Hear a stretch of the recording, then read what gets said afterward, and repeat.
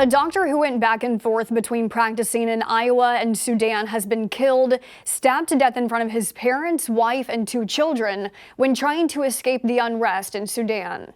49-year-old Bushra Sulieman was fatally stabbed outside of his Sudan residence. The doctor had been treating those wounded in the fighting in the days leading up to his death.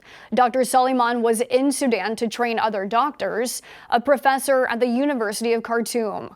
Sulieman, a dual national of the U.S. and Sudan, would practice medicine back and forth between Iowa and Africa.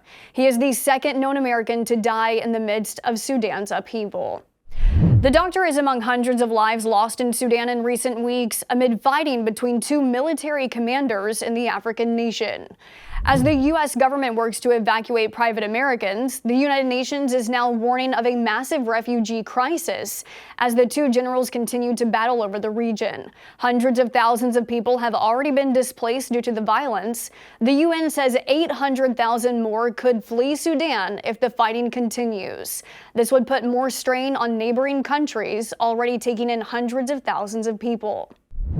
International efforts to garner a peace deal between the 2 sides are growing more urgent as Sudan reaches what the UN describes as a breaking point. A top UN aide says what was a humanitarian crisis in the region is now a full-blown catastrophe.